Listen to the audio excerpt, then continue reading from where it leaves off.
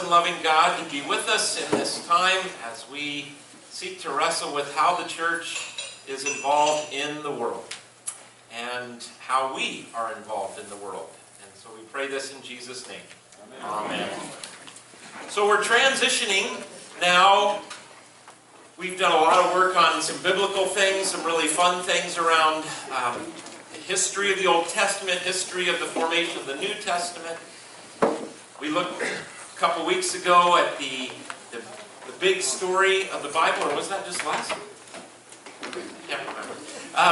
So now we're going to move to some practical things, and we're going to, in the weeks ahead, look at issues like homosexuality, immigration,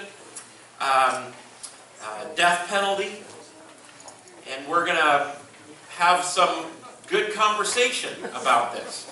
But I'm hoping today to lay a foundation for that conversation. And so our topic today is public church, or what sometimes people call public church. And we're going to look at two documents that you've been given. And one of those is some excerpts from Martin Luther King Jr.'s letter from a Birmingham jail.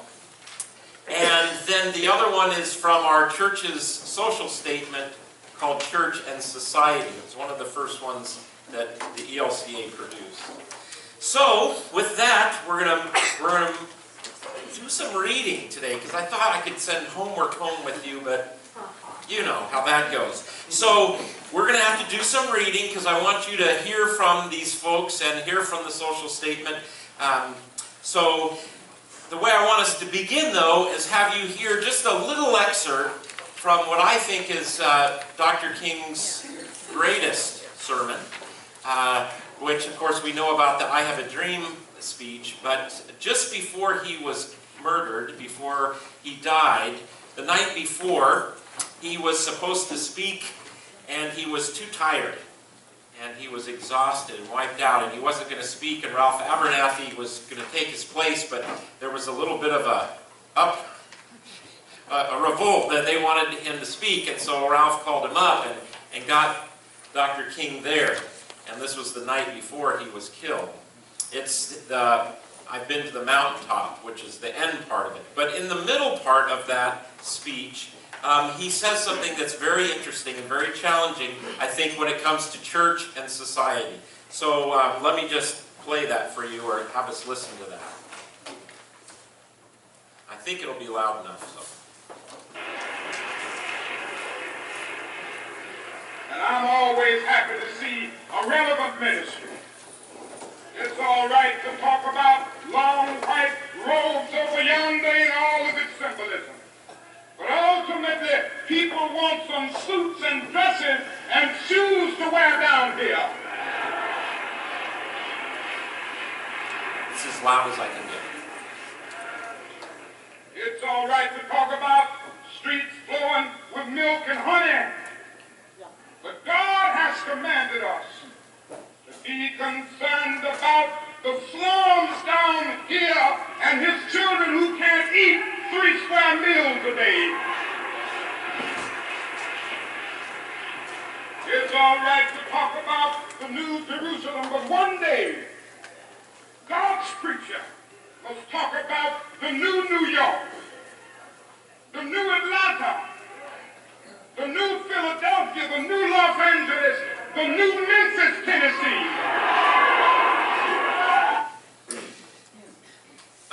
If you couldn't hear it very well, Dr. King is saying, you know, it's all right to talk about robes, white robes, you know, in the next life, but at some point you got to talk about having clothes and suits in this one. And a new Jerusalem, you know, sometime in the future, but what about a new New York or New Jersey? And then he's speaking in Memphis. So in essence, what he's preaching on is saying, you know, there's got to be a connection. We can't just spiritualize the faith. There has to be some real, this worldly focus. And he's, at this point, talking to pastors. And so with that, I want to move us to take a look at his letter from a Birmingham jail. Now, you know, I was born in 1963. But I've always been very interested in Martin Luther King Jr. as, I think, a hero of the faith in many respects. There's many differences I would have, I mean, and whatnot. But just his preaching ability is amazing and has been an inspiration to me. I've got this book, A Testament of Hope, The Essential Writings of Martin Luther King Jr. I took a number of classes, so it was really good to go back and look at some of his writings. And the reason, to be honest, I picked this letter is as I was having a conversation with a parishioner about a struggle I had with something that the ELCA was doing. They brought up this letter, and I was so thankful for that. And it's a powerful word, and so we need to look at that. So, actually, can somebody give me a pink and a yellow sheet? I handed them all out. Here, okay, that's good. So,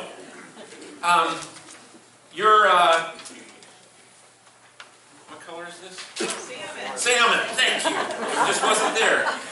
So, let me just tell you, if you don't know the history of this, Martin Luther King Jr. was put in jail in Birmingham regarding a march that was to happen. While he's there, a number of Caucasian religious leaders, I don't know if they were all throughout the South or just from the local area, had written him a kind of criticism of what he was doing.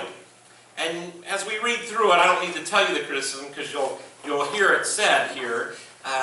You know, you're pushing things too fast, Dr. King. You're creating, even though you're nonviolent, you're creating violence. So there were criticisms of what he was doing.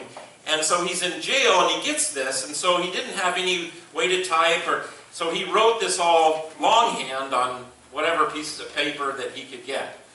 And it's become a pretty important document in our country and certainly in our religious life. So, let's take a look and let's read. I'm going to read quite a long sections and then we'll stop. And then I'm also going to give you time in your tables to do some discussion amongst yourselves. And then we'll come back to a big group. Okay, so here we go. While confined here in Birmingham City Jail, I came across your recent statement calling our present activities unwise and untimely. Seldom, if ever, do I pause to answer criticism of my work and areas. If I sought to answer all of the criticisms that come across my desk, my secretaries would be engaged in little else in the course of the day, and I would have no time for constructive work. I love that.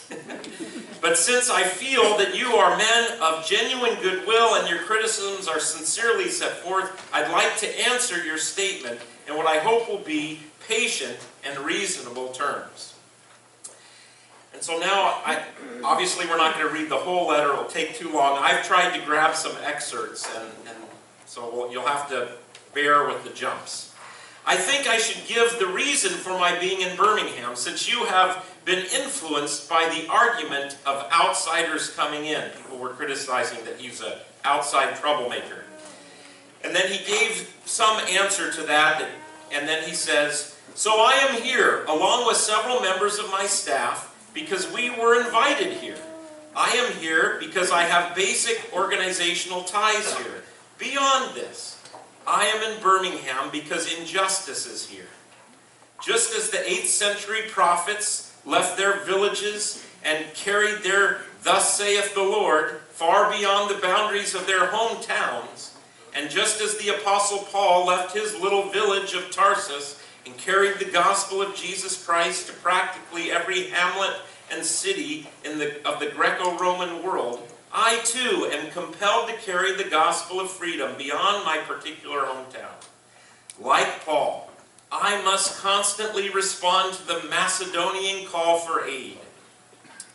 We see this, that Paul was moving around, collecting an offering to bring help to those in Macedonia. Moreover, I am to Jerusalem, and then he also came to the aid of folks in Macedonia. Moreover, I'm cognizant of the interrelatedness of all communities and states.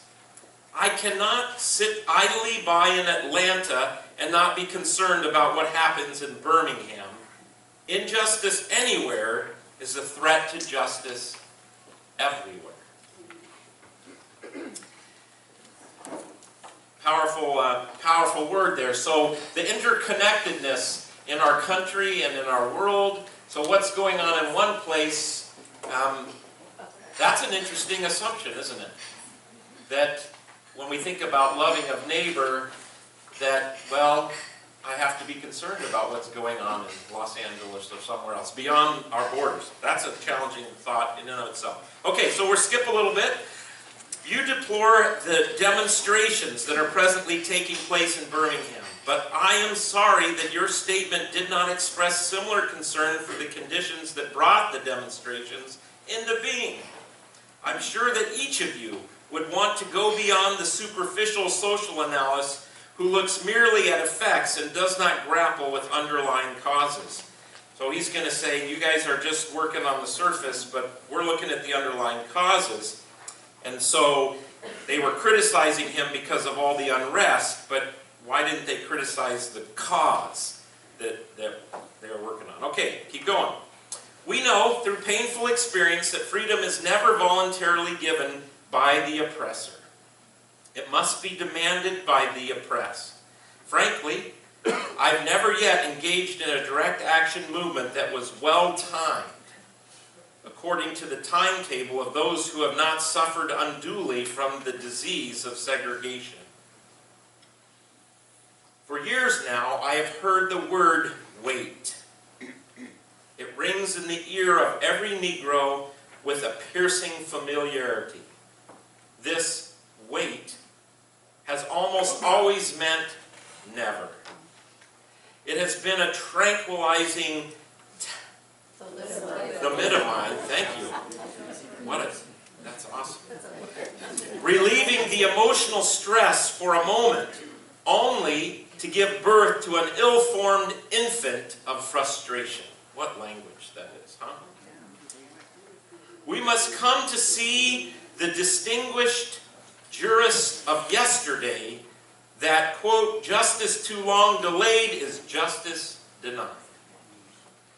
We've waited for more than 340 years for our God-given and constitutional rights. There comes a time when the cup of endurance runs over and men are no longer willing to be plunged into an abyss of injustice where they experience the bleakness of corroding despair.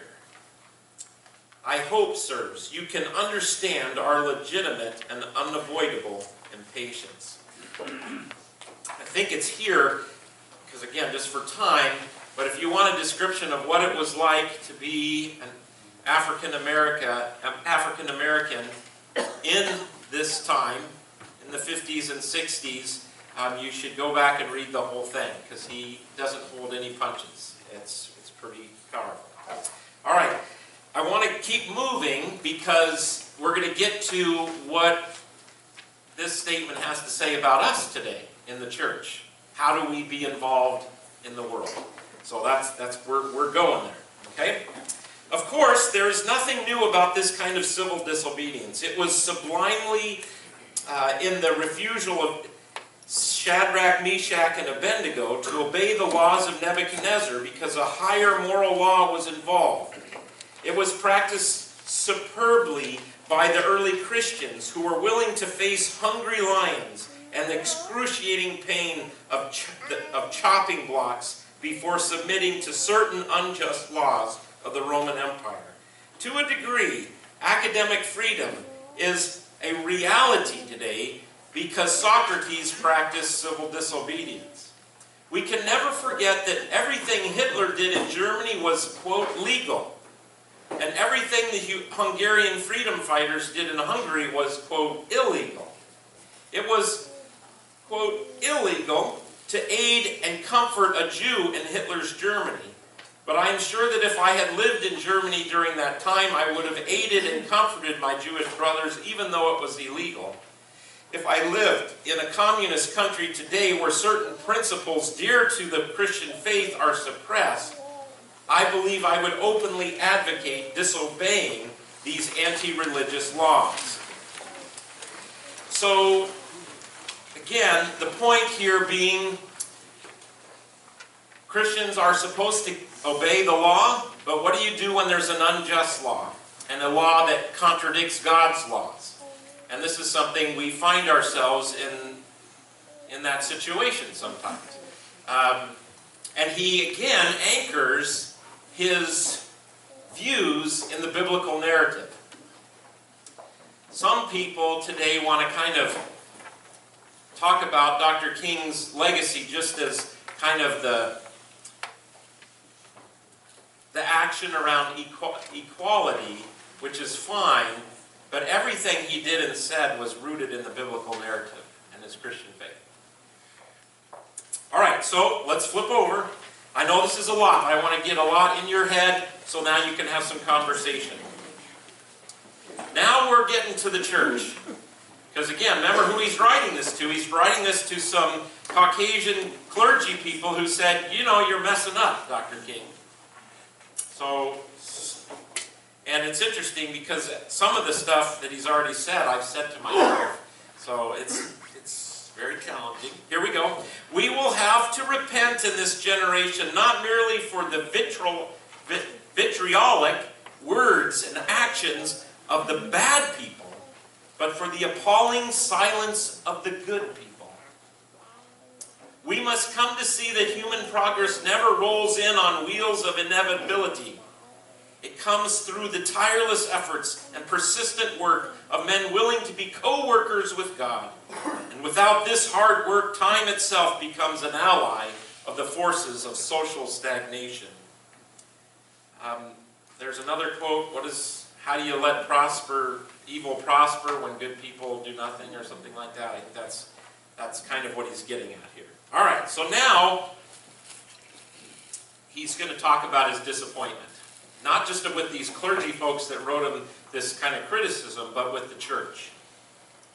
Let me rush on to mention my other disappointment. I've been disappointed with the white church and its leadership. Of course, there are some notable exceptions, and then he goes on and names a number of them. But despite these notable exceptions, I must honestly reiterate that I have been disappointed with the church. I do not say that as one of those negative critics who can always find something wrong with the church. I say it as a minister of the gospel who loves the church, who was nurtured in its bosom, who has been sustained by its spiritual blessings, and who will remain true to it as long as the cord of life shall lengthen. I had this strange feeling when I was suddenly catapulted into the leadership of the bus protest in Montgomery. And by the way, if you don't know the story, it really wasn't like Martin Luther King Jr. said, hey, I want to go do this. Rosa Parks, got the ball rolling, and fate and the good Lord, the cross, grabbed hold of him. So anyway, several years ago, that we would have the support of the white church. So he's assuming just naturally they would support this. I felt that the white ministers, priests, and rabbis of the South would be some of our strongest allies. Instead, some few have been outright opponents, refusing to understand the freedom movement and misrepresenting its leaders. All too many others have been more cautious than courageous and have remained silent behind the anesthetizing security of stained glass windows. In spite of my shattered dreams of the past, I came to Birmingham with the hope that the white religious leadership of this community would see the justice of our cause, and with deep moral concern serve as the channel throughout which our just grievances could get to the power structure. I had hoped that each of you would understand, but again I have been disappointed.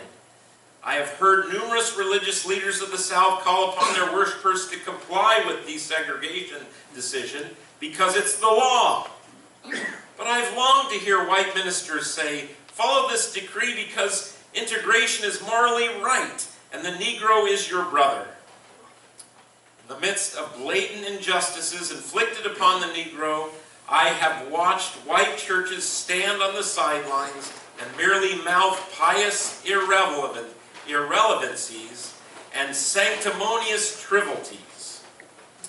In the midst of a mighty struggle to rid our nation of racial and economic injustice, I have heard so many ministers say, those are social issues which the gospel has nothing to do with. And I have watched so many churches commit themselves to a completely otherworldly religion which made a strange distinction between bodies and souls, the sacred and the secular. That's a tough one. Let me finish these couple of paragraphs, and then we're going to just I'll give you some guidelines for your discussion in a minute. So I want you to talk about it, and then we'll come back as a large group. I wish you had commended the Negro demonstrators of Birmingham for their sublime courage, their willingness to suffer, and their amazing discipline in the midst of the most inhuman provocation.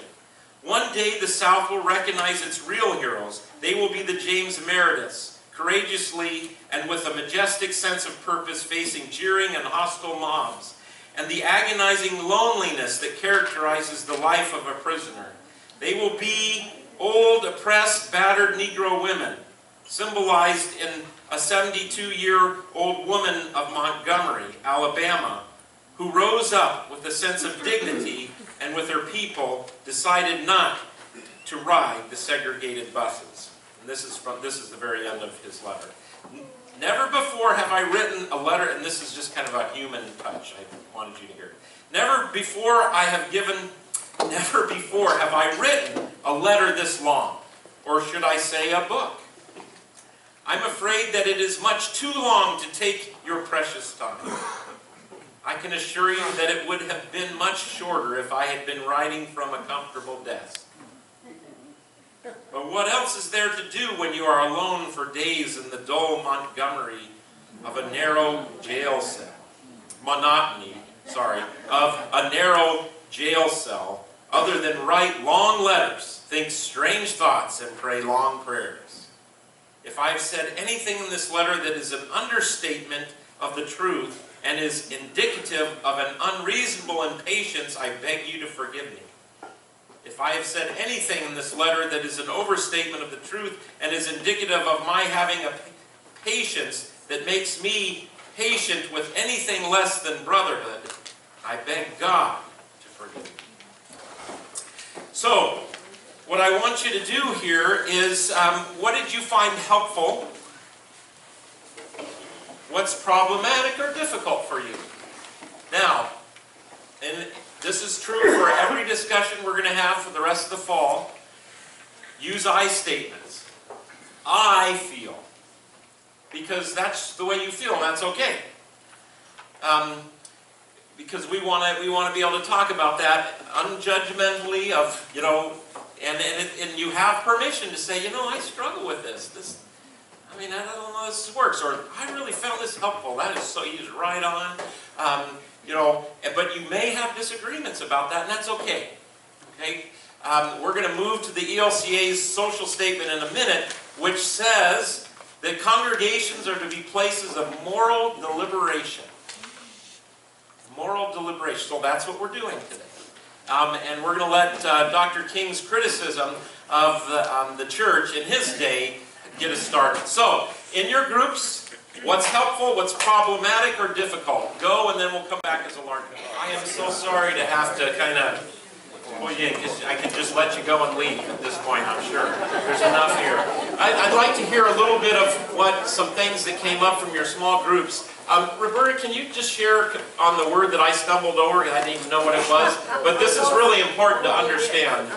For those of you who are young people here, you maybe don't remember the thalidomide scare It was a medication given to pregnant women, and what happened with it is they had deformed babies.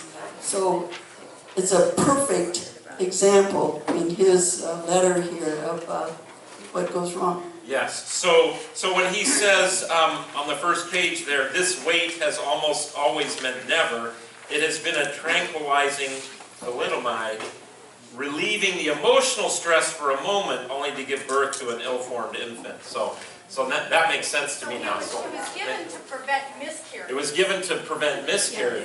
Yes. Oh, I thought so. Some folks thought it was given to stop morning sickness. Okay, well, I'm taking the parish nurse's view, so. All right. Okay, it's all good. It's all good, but that's helpful. Now we understand. What else happened in your small groups? What else? Yes, please, Bert. I think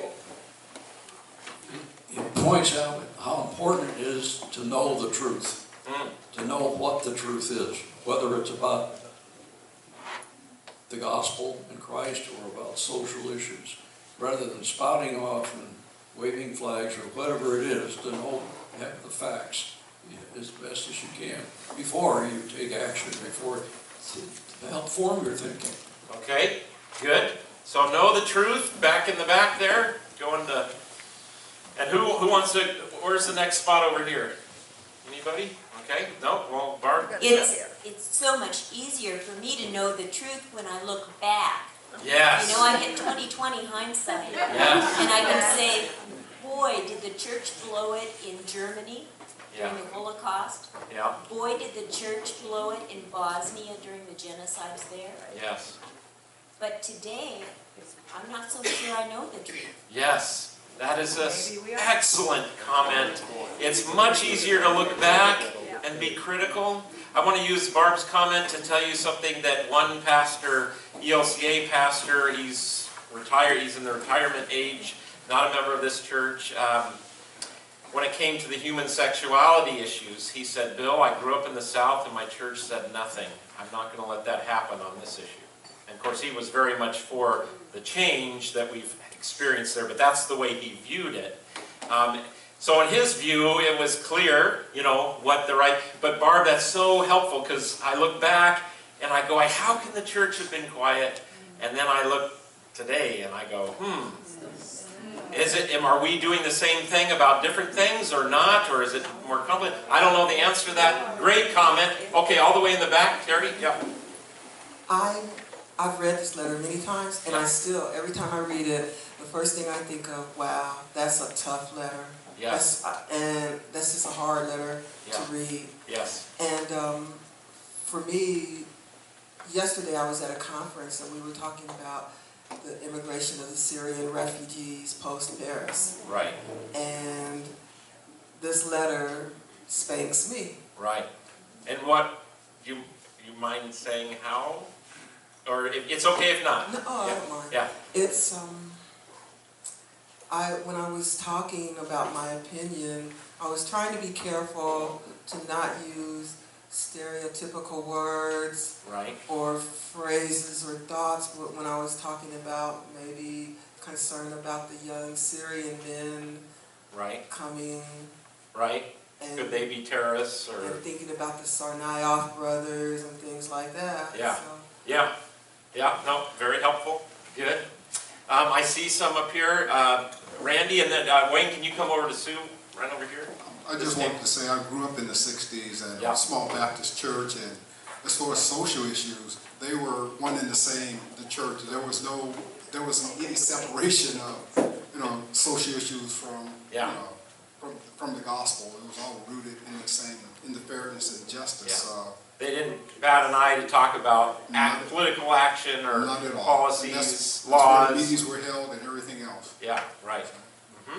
Where was his church? Where was your church? Where was that in the South, Randy? Jackson, Tennessee, halfway between Memphis and Nashville. And born in the 50s, grew up there in the 60s. Yeah. Good. Okay. Let's keep going. Okay, I have the mic. And, You have the floor. no, I just wanted you to know where it was Where it coming was. from. No problem. But No. that did come out. No, it's fine. It's fine, Sue. It's I am fine. woman, hear me roar. You go. You go. You go. I find it interesting that we were reading through this, I underlined a whole bunch. And I find it very interesting that 52 years later, some of this stuff is appropriate for what we are going through today. Yes. And it just is amazing that some of these issues we still haven't resolved. Right, right. We're still facing these, and some of them are just really powerful little statements. Yeah. Just injustice anywhere is a threat to justice everywhere. Yeah. Betty. It's really interesting. Joyce brought up a really interesting thing when she said this letter was written to the church. It was written to ministers. Right. It wasn't written to the political leaders. It was That's written right. to the ministers. Whoops. Yep. And then I kind of thought, remember what was happening in the 60s? The Vietnam War was going on. Television was just kind of bringing it all to us. The riots were going on. Yes. And those whiteys of us that lived Yep. north in Montana, North Dakota, Right. we hardly were affected by Right, it. right, So I can remember when CK hired their first black teacher. right, right. Yeah. Yeah. And Doug had a really interesting analogy with Joyce, so he can tell us. They're handing over to you. You've got me. Okay. Now I have the mic. Do you remember? Yes. Please. Well, she was, she was talking, she brought up a point about about slave owners in the South being really fearful for if the black people got too much control, then they felt fear from that. Right. That they would, Right. too much Revolt and- backlash. Yeah, right. They would fear for their lives. And I said, well, what happened in Egypt with the Israelites when the Pharaoh decided they'd better enslave the Israelites because they were getting too powerful and populous. Yeah. I said, so how'd that turn out? Yeah. So fear as a root for both of those situations. Yeah, good, good. Betty, thank you for bringing up, this is a letter to religious leaders and to the church. So, yeah, good. Let's keep going with your reactions. Right over here, Don. Just a quick thought, we didn't talk about it, but is there a copy of the letter that the priests wrote to him? I'm sure, but you know what? I didn't get hold of it. But I'm curious what it had to say. It would be good. I'm gleaning what it said from what Dr. King had to say, but I haven't read it. So, and before we go over here, I had one sidebar conversation. I'll just tell you what my dear beloved mom is in the church triumphant now, so she can't come get Billy. I can remember having fights with my mom over Martin Luther King Jr. She did not like him. He was a troublemaker. He was this, that, and everything else. And when he says, why do you get mad at me for creating a problem? Why don't you get mad about the injustice? But I think that's there. But when you just look at his writing and coming to today, you go, wow, he's saying the church needs to be involved and making a stand against injustice, right? And Barb, going back to your comment, I want to say today, well, it was clearer to back then. I mean, there were laws, right? I mean, Randy, you grew up, you saw the whites only, blacks, there was segregation of schools, there was this and that. And so, by and large, when it comes to the racial issue, we've spoken to those institutional laws, not saying there still aren't things to deal with there, but today it's harder because where's the enemy? The enemy then was, well, it's right there in the books, the Jim Crow laws. I mean, now we're like, what about the heart? How do you get at the human heart? But there are other injustices maybe that are going on, and that's where it gets, I get really challenged because I want to say, yes, we should be involved, and then I go, oh, how? What? Sometimes it's clear, sometimes it's not. Barb, your words are kind of haunting to me. I've thought them the same thing, because I thought, well, when I get to be, 70 years old, will I look back and say, why didn't you say anything? I don't know. I don't know. Okay, up here, Warren, and then over here, and then I want to go to the ELCA statement for a minute. Well, it's interesting, back then, the news was showing a lot of stuff even then. I mean, you only had limited resources but today we have a lot of sources, which, like Facebook, people put information on there that may not be true. Right. And everybody hops on that bandwagon and it gets created a bigger problem. Right. Well, so, you know, going back to Bert's comment, know the truth as best as possible. How you get to that today, I don't know. There's HR and then where over here? Over here first? Yes, Ken. I just wanted to bring, kind of all brought me back to my high school days. Yeah. I grew up in Detroit and went to high school, and the high school was probably 40% African American. And this would have been about 1962. Kids always sat at a lunch table as an African American kid.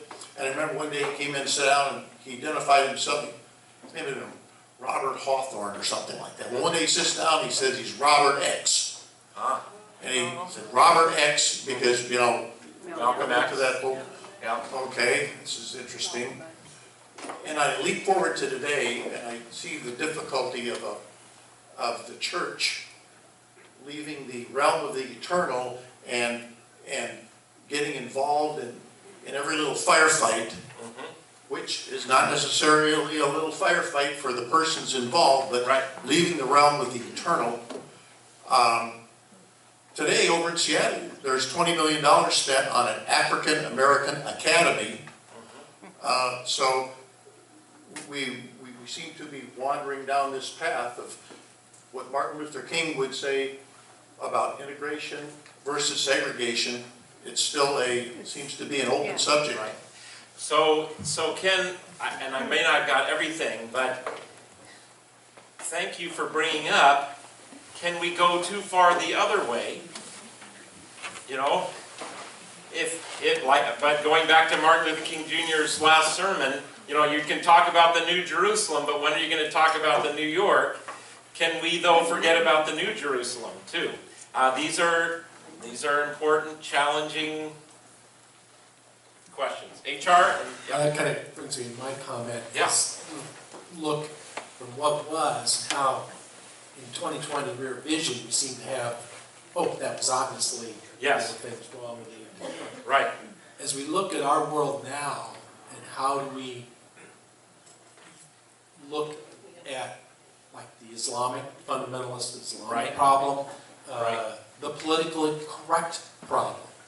Yes. When politically correct too many times means you do it your own way, and it doesn't make any difference how long it might be. Instead, you still do it, and nobody should interfere. So I think in a lot of ways we have to look at what is our directive, you know, and it's to be like Christ, to love our neighbors, to love the other people. But it also means still that if people are wrong, you've got to humbly and correctly make your stand. Make your stand. Yeah. And that is the hard part. Yes, it is. Where is that, and what is it? Yes. We need to make that stand. Absolutely. So that's the perfect. And I'm sorry, choir. You can. The choir folks have to sneak out, but you'll be able to watch this online. Okay, don't forget that. So that's the perfect segue to look at the ELCA statement on church and society. So take a look at that yellow sheet, and we don't have time to read through it all because of, yes, Debbie. Yeah, how did he close? Go ahead. Yours for the cause of brotherhood and peace. Yes, yours for the cause of brotherhood and peace. That was his goal, absolutely. That is important. So what we're going to do, flip over to the back of this, to the commitments. And I'm just going to give you some observations here.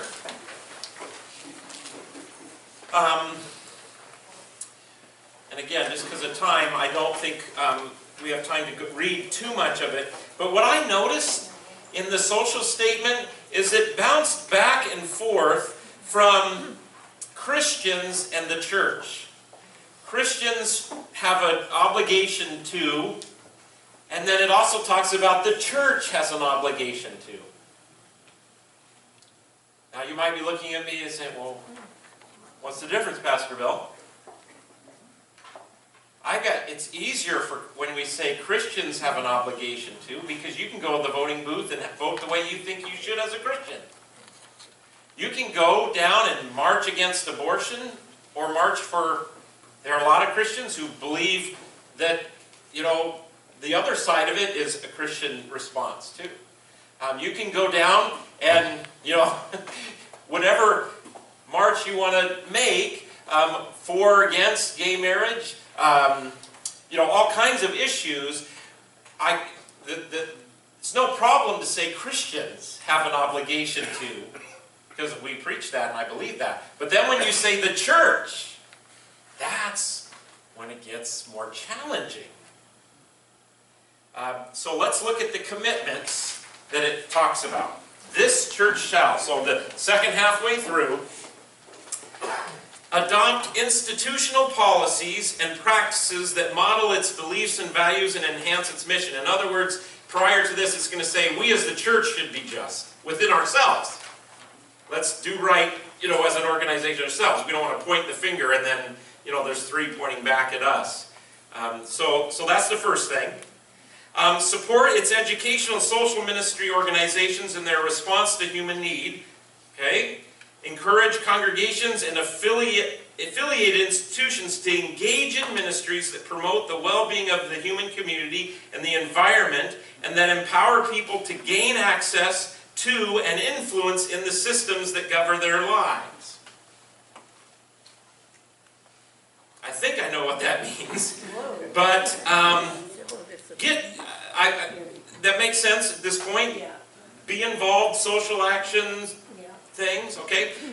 Develop social statements through participatory processes of study and theological reflection that will guide the life of this church as an institution and inform the conscience of its members in the spirit of Christian liberty. So, in other words, what this is saying, church, get together, try and give some teaching about social issues. But, guess what? As an ELCA person, you don't have to agree or disagree with the social statement. This is the church's teaching. Like, instead of the Pope writing an encyclical and saying, here you go, the Lutherans are a little tougher. We come up with the statement, we ship it down to congregations, they say, I like that, I don't like that, we ship it back, then they do that, then they ship it back, and then we ship it back. And then we have a big convention where there's literally hundreds of amendments offered to that social statement. Finally, we get to a social statement. The social statement on abortion, I think, had over 200 amendments offered or something like that. Randy, you got the congregational meeting coming up. You ready for that?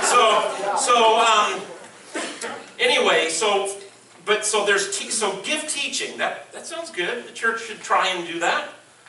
Even though in Christian liberty, it's not like you have to totally. It's not like if you can't be a Lutheran if you disagree with the social statement. Speak out on timely, urgent issues on which the voice of this church should be heard. Now that sounds good. But that's where it gets interesting, because then one has to decide what is the issue that we should speak out on. I'll keep going here. Expect its pastors, bishops, and lay church leaders to pray for and to exhort those in positions of authority on the basics of God's prophetic word. Okay, so now we're talking about lobbying. Did you know that the ELCA has Lutheran Office of Public Policies that actually lobby in each state that try and lobby for things that reflect our social statements? We do have that. But this would expect its pastors, bishops, and lay church leaders, I didn't tell the council this, to exhort people in positions of power with God's prophetic word. Okay, that again, yeah, okay. Work with and on behalf of the poor, the powerless, and those who suffer, using its power and influence with political and economic decision-making bodies to develop and advocate policies that seek to advance justice, peace, and the care of creation.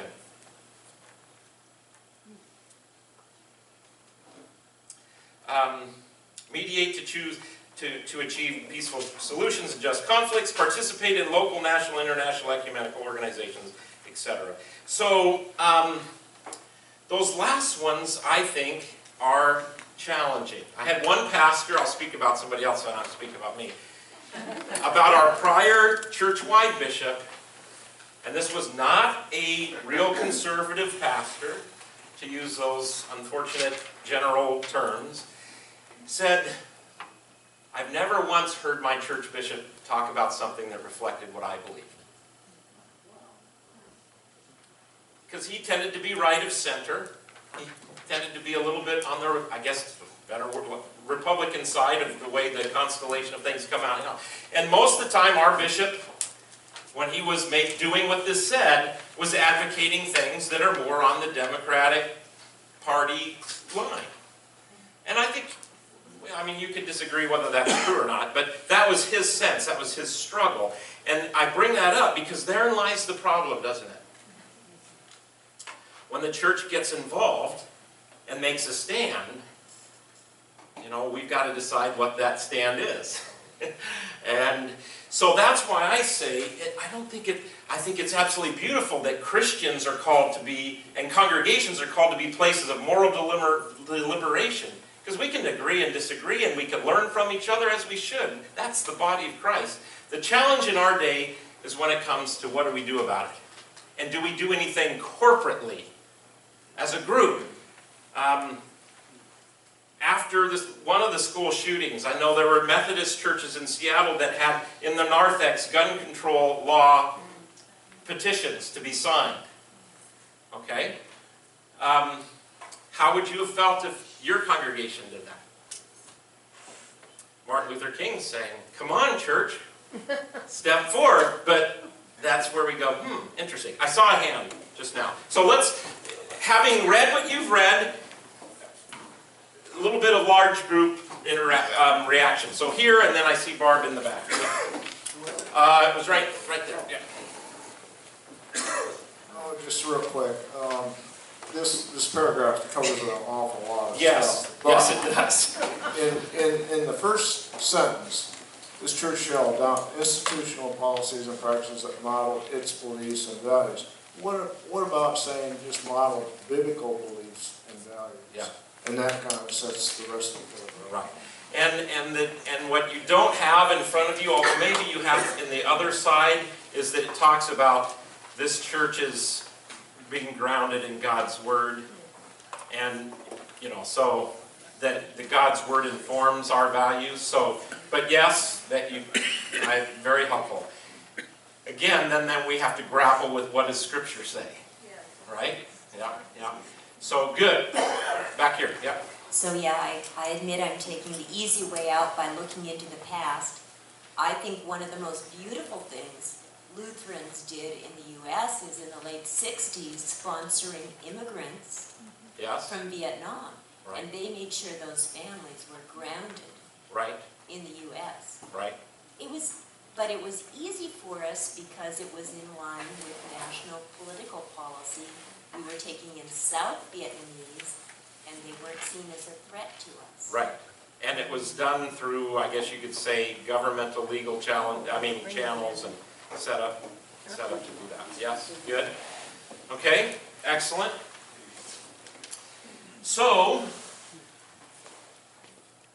this is the ground, the foundation, that now, as a congregation, we're going to start doing some moral deliberation on some really fairly controversial issues.